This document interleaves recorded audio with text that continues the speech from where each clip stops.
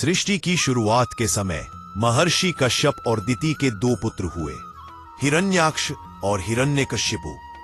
दोनों परम बलशाली, अत्याचारी और अहंकारी थे। हिरण्याक्ष ने प्रलय काल में पृथ्वी को रसातल में डुबो दिया था।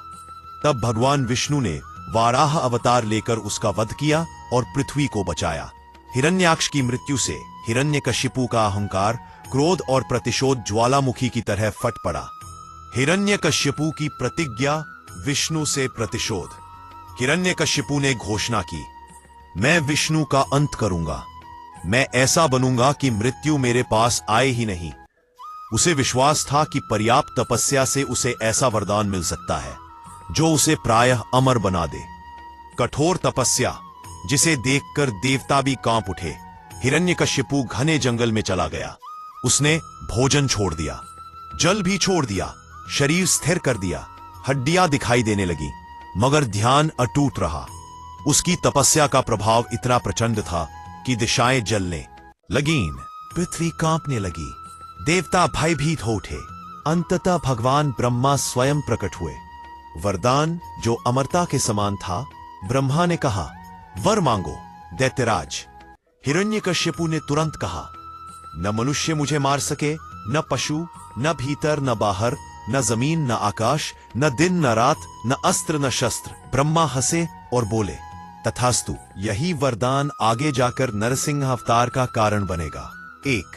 हिरण्यकशिपु का अत्याचार काल। अपनी शक्ति और वरदान से वह अजेय हो गया। उसने देवताओं को स्वर्ग से निकाल दिया, ऋषियों के यज्ञ भंग कर दिए, वैदिक मार्ग बंद कर दिया, हर स्थान पर अपनी मूर्ति लगवा दी।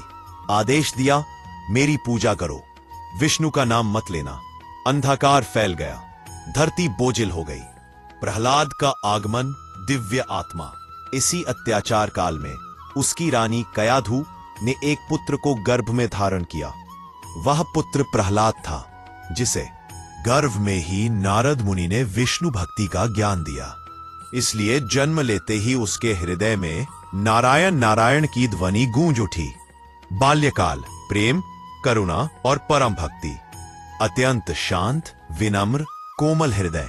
सभी जीवों में भगवान का दर्शन करने वाला था।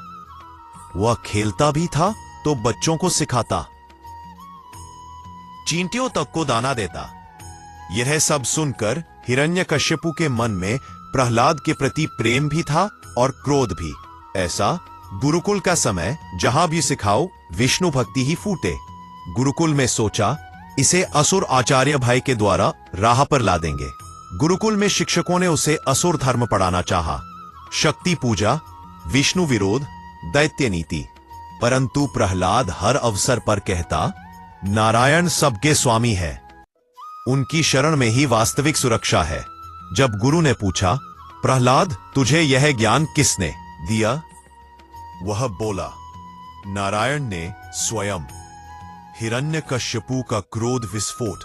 जब यह बात पिता तक पहुंची, सभा में उसने प्रहलाद से पूछा, कौन है जीने के लिए सबसे बड़ा? प्रहलाद शांत तेजस्वी स्वर में बोला, नारायण ने स्वयं। प्रहलाद से पूछा, नौ दरा क्रोध विस्फोट। जब यह बात पिता तक पहुंची, वह उग्र सिंह की तरह दहाड़ उठा। उसने आदेश दिया, बस। प्रहलाद को मारने के असंख्य प्रयास। तलवार।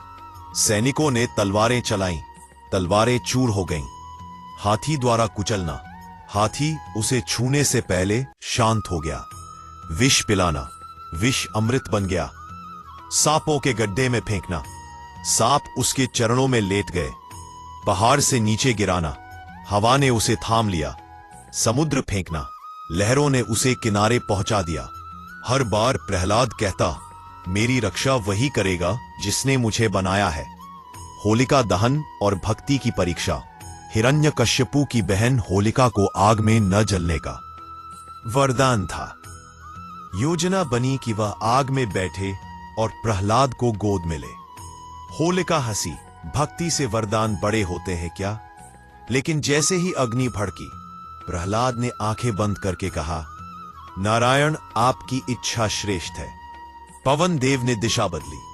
होलिका जलकर भस्म हो गई। प्रहलाद सुरक्षित रहा। आज तक यह घटना होलिका दहन के रूप में मनाई जाती है। अंतिम चुनौती। खंभे में भगवान कहाँ? एक दिन हिरण्यकश्यपु ने उग्र स्वर में पूछा, कहाँ है तेरा विष्णु?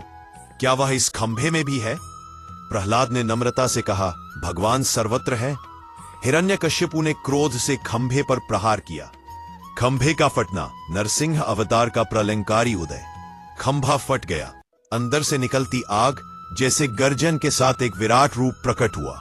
नरसिंह अवतार, आधा मनुष्य आधा सिंह, अग्नि समान अयाल, बिजली जैसी चमकती आंखें, आकाश को चीरती गर्जना। देवता स्तब्ध हो गए। पृथ्वी कांप उठी। असुर भागने लगे। नरसिंह क्रोध में दहाड़े, जैसे सृष्टि का अंत समीप हो। हिरण्यकश्यपु का अंतिम समय, वरदान का टूटना। हिरण्यकश्यपु को पकड़ लिया। न अंदर न बाहर द्वार की चौखट, न दिन न रात संध्या समय, न धरती न आकाश, जांग पर न अस्त्र न शस्त्र, नाखून न मनुष्य न पशु, नरसिंह स्वरूप। यही वह क्षण था जब ब्रह्मा का वरदान भी टूटा नहीं और न्याय भी पूर्ण हुआ। नरसिंह ने अति क्रोध में हिरण्यकश्यपु का वध किया। प्रहलाद का भगवान से सामना, अटूट भक्ति का पुरस्कार। देवता डर रहे थे, शांत नहीं हो रहे थे। छोटा बालक प्रहलाद आगे आया। वह बिना भय बिना घबराहट भगवान के समीप गया। नरसिंह का क्रोध पल भर में शांत हो गया। उन्होंने अपने दिव्य हाथों से प्रहलाद को उठाया। वत्स, तेरी भक्ति ने मुझे बाध्य कर दिया। मैं सदैव तेरे साथ हूं। जहां जहां मेरी भक्ति होगी वहां मैं स्वयं प्रकट होऊंगा। नरसिंह ने प्रहलाद को राजपद दिया, दीर्घायु का वरदान दिया और सृष्टि में धर्म की स्थापना की। एक आदर्श राजा। प्रहलाद आगे चलकर एक महान, धर्मप्रिय, जनता हितैषी राजा बने। उनकी विशेषताएं: प्रजा के लिए पिता समान, न्यायप्रिय, अहंकार रहित, परोपकारी, भगवत भक्त। उनके राज में वर्षा समय पर होती, अनाज प्रचुर होता, दुख रोग भय नहीं थे। लोग सत्य और धर्म का पालन करते।